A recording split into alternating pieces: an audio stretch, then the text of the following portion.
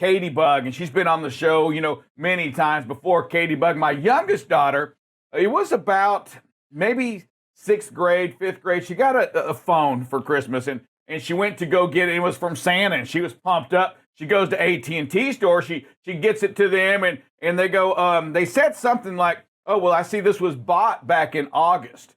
And Katie was like, "Well, no, Santa gave it to me." and remember, Kendra was there with her. And at that moment, I said, "You know what? It is my time to make her realize who Santa really is." And I took her outside the store that day. I said, "Hey, listen, Santa's not real." And she's looking like seriously? And then I said, "You know what? It's time for me just to dismiss all these myths." So I told her, "Hey, the Tooth Fairy as well, that's mom or myself that goes under your thing. The Easter Bunny, not so as well." At that moment, it was like the 26th of December, 27th of December. It's like 1 or 2 days after Christmas. I took away all of those fantasies from all of those things. I don't know. I didn't win Dad of the Year. I was upset that I wasn't even nominated for Dad of the Year that year. All of us here in the office truly believe that you ripping somebody's dreams of magic away from them is possible. We all here know you would smash everyone's dreams. But speaking of the Grinch right here, who's trying to bring me down to that level, did you see over in the UK? Over in the UK, they're paying, this lady paid somebody, I don't know, 85 euros, whatever that is, to come over. "Hey, you know what? I want you to come be the Grinch with my family, with my kids one day." It seemed like such a great idea. Producer, the house got trashed. And, it's funny because their house got trashed. And she got upset. She was like, "I can't believe that I paid this guy $85 to come be the Grinch in my house." It's like, okay, you paid $85. It's about $100. 85 pounds, about $100. You pay $100 to hire somebody. You hire the Grinch to come into your house to be the Grinch on Christmas, and she's like, "I can't believe he destroyed my house." What do you one expect? time that you don't want your person to be an overachiever, this Grinch goes overboard. They're throwing eggs everywhere, cupcakes. I mean, it's just like Dr. Seuss. That house was smashed. And he poured a drink over the kid. He poured the drink. Which honestly, that sounds like a good gig. Like, I want to know how he got into that. I wish I could go over it. I'll tell you what it starts with. It starts with the contract that has all this. I'm going to do all this, and nobody just sign right here. Pretty much just saying that, you know what, I'm going to do what I do, and you do what you do, and we all walk away from here. Good friends, buddies. Nobody read that contract, but who would have thought that the Grinch, seriously, would really come in and just torture that house, tear it apart. And it's great news. We had the missionaries got released. All of them. All of them now. I think they had 4 or 5 of them got released a couple of weeks ago. The remainder got released yesterday or into today. Phenomenal news, and we don't know if it was, there is a lot of, speculation. We just don't know, right? Hey, we're going to thank God for letting them go, and I don't know if it was the faith of the mustard seed that got them out, or was the faith plus about 10, 15 million that may have got them out from being released.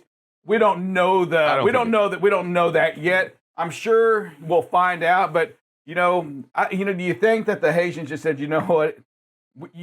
We took you October 16th. We're just going to let you go for free." You think some cash probably transpired there? I do believe some. Yeah. I do believe somebody was trained. Producer, we have nothing on that yet? No, there's no news. We have nothing on it, but honestly, they also had like 4 toddlers with them in that room. If I had to hold 4 toddlers for a few weeks, I think I'd just let them go too. Running for diapers, and the kidnappers running back and forth with diapers.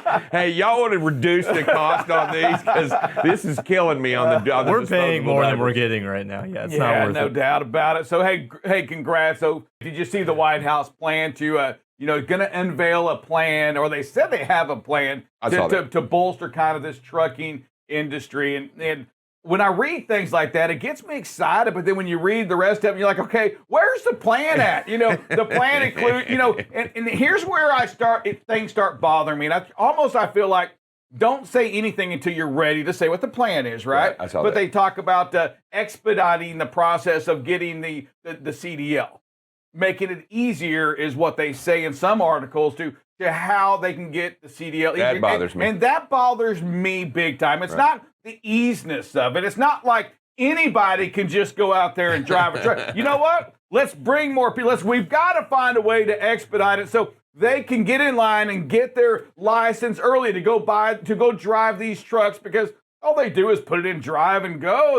There's not much more to it than that. Yeah, I did see a couple of deals in there on training programs that they were going to try to help with, but I think one of the articles also mentioned that it was going to go and I guess get with the military and help. We've been trying to do this for a little while, though, right? Get the veterans involved in coming into this industry, going into some of the cities as well that aren't well represented, and getting them involved as well in the trucking thing and drive safe. What I've just have to caution us all on is that to get people, I'll just say it, and I think we've said it here many times.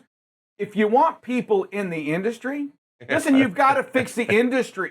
And that's not just the truckers. That's not just throwing money at the problem. That's not throwing people at the problem. Absolutely. You've got to fix those detention issues, right? You've got to fix all of those commonalities that we have. You've got to take those carriers that are unsafe, that are going to take advantage of this. Right. Right? Oh, you know what? I can get drivers quicker now. Come on in. You know what? No training. We'll throw you out there on the road. We'll give you the very bare minimum training. That's not the answer either. It's not throwing people at a problem. It's addressing the problems. It's fixing the parking. And again, when I see this, nowhere in this does it still talk about parking. No. Where is my parking at? It's not in the infrastructure bill. It's not in this bill right here. We're gonna flood the market with more inexperienced drivers to only park where? Where are they going to park? We haven't thought that through yet. No, they don't. don't. What are we talking about? What are we thinking about? That drive safe drives me nuts. Yeah, there's so much to the bill. I mean, I get they see a problem. This makes just good press, by the way. Y'all get that, right? This is just bullet points and makes good press. I right now don't see a solution anywhere on this statement. This first one again. Everything's good. You're coming up on a motorcycle. You got to slow down. Get out of the gas, brake, right? But we're going to time it and then make a quick lane change on a motorcycle that's going a little slow, right? Don't know if they're having troubles or whatever, but you just got to slow down. Please. Is that Oklahoma? Nope. Missouri. Oh, Missouri. Okay. And here, never ever is this okay. We just did lane changes, right? So drivers out there, please, pay attention to these safety tips, right? One lane change at a time and follow the same process. You can't jump. And here, I've been guilty. I know it. But when I watch these videos and I see there's so much going on here, folks. One, you've got a lot of traffic ahead of you. So, okay, you're weaving in and out basically right now. This, by the way, this is an erratic lane change defined by law enforcement. If a state was to convict you on this charge, the carrier is required to suspend you for 60 days. That is mandatory on a conviction only, not a citation. But if the state presses charges and convicts you, then you cannot drive for 60 days. Yeah, because that's a misdemeanor at that. It's a Class B, right?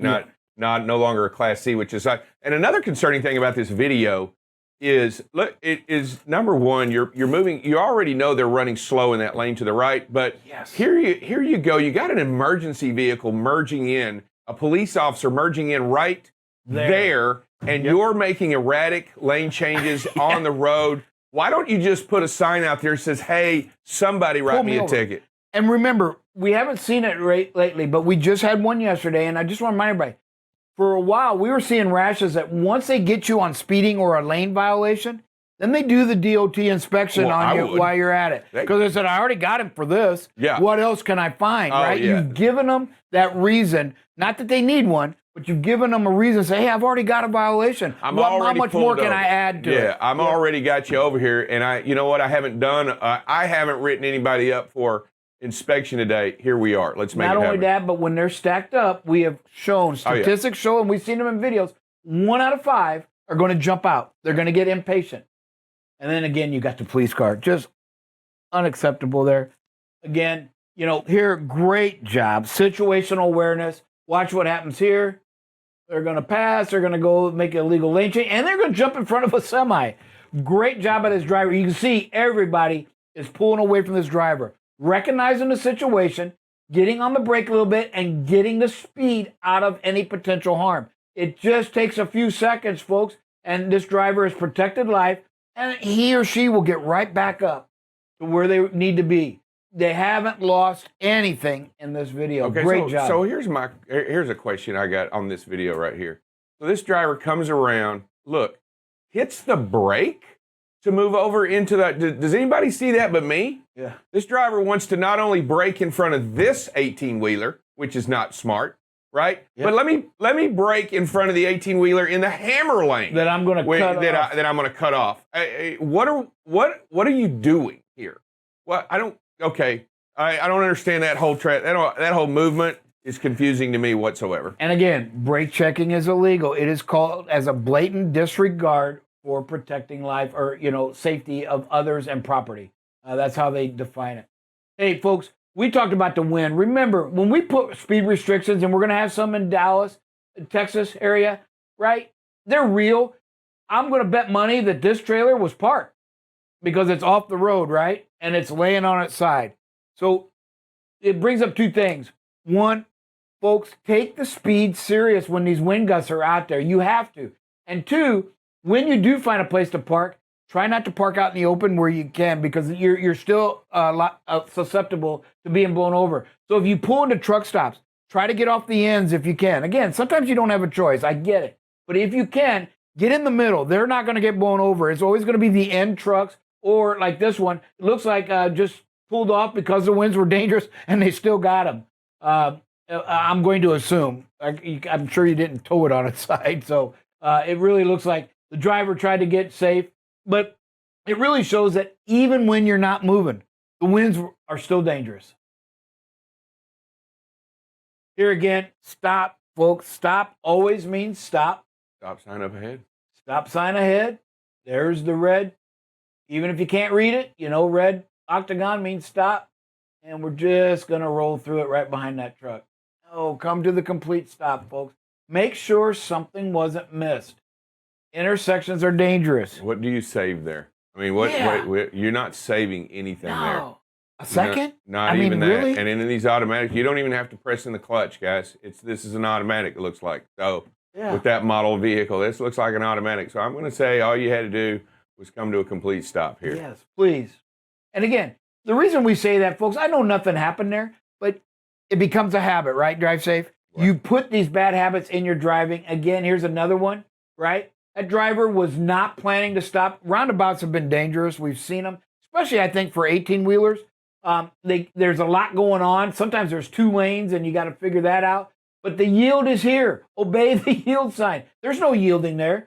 And then the driver has to slam on the brakes because there comes a vehicle in the roundabout. Yeah, and that vehicle slowed because it didn't think the truck was going to stop. It didn't think the truck was going to. Yeah, and you know Prepare what? to stop. I truly understand how difficult it is for 18-wheelers, but they are showing that roundabouts save lives because vehicles enter into the intersection going the same direction, which is more of a glancing blow instead of a straight T-bone. Yeah.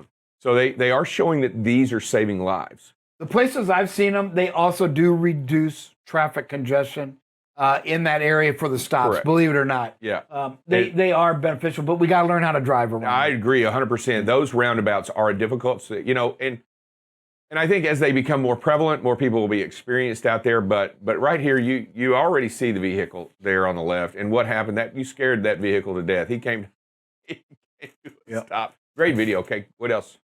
This last one is just, all I could say was wow. Wow, wow, wow. Is that a straight truck? Yeah, that's a straight truck. Folks, and I don't care if you're a truck driver, if you're a four-wheeler, it doesn't matter. This is exactly how road rage can happen. And folks, I've been doing some research, and we're going to do a little topic on it and some training videos. But road rage is getting so out of hand, I couldn't believe it.